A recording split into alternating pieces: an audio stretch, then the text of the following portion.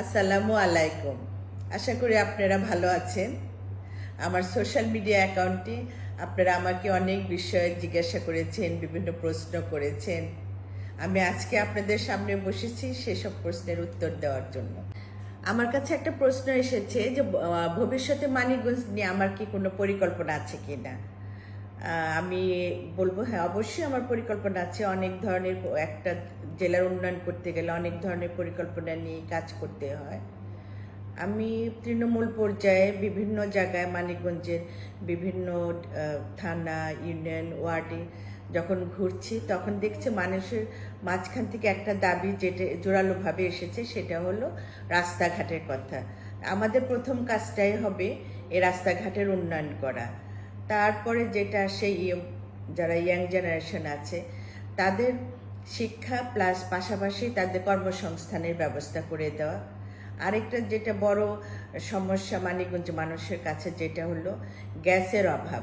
যেন বাড়িতেও কেউ গ্যাস প্রতিষ্ঠানে তো নাই, প্লাস কেউ বাড়িতেও গ্যাসের কোনো ব্যবস্থা নেই, যেখানে সবাই কিন্তু ওই লাকড়ি দিয়ে রান্না করছে। এই জায়গাটা আমাদের অনেক বড় কাজ আছে, কারণ যদি আমি গ্যাস না আনতে পারি তাহলে আমার এখানে কোনো ইন্ডাস্ট্রি হবে না, আমি তরুণদের কোনো কর্মসংস্থানের ব্যবস্থা করতে পারবো না।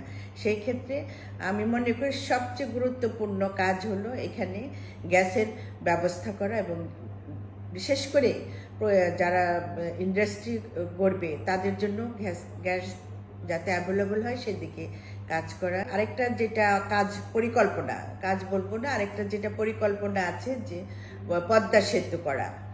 এই পদ্মা সেতুটা অনেক দিনের চাওয়া মানিকগঞ্জের মানুষের, সেই সেতুটা নিয়ে কাজ করতে হবে।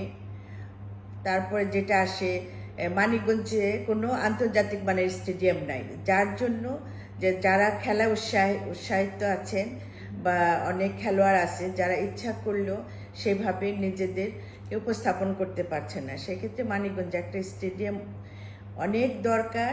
তরুণ সমাজ যেটা আছে তাদের আমি মাঠমুখী করতে পারবো। তারা অবসর সময়টা তারা যেমন বা আসক্ত হয়ে যাচ্ছে, সেই সময়টাকে তাদের আমরা মাঠমুখী করতে পারবো। এরকম অনেক ধরনের প্ল্যান আছে। আস্তে আস্তে পর্যায়ক্রমে আমরা সেটা করার চেষ্টা করব।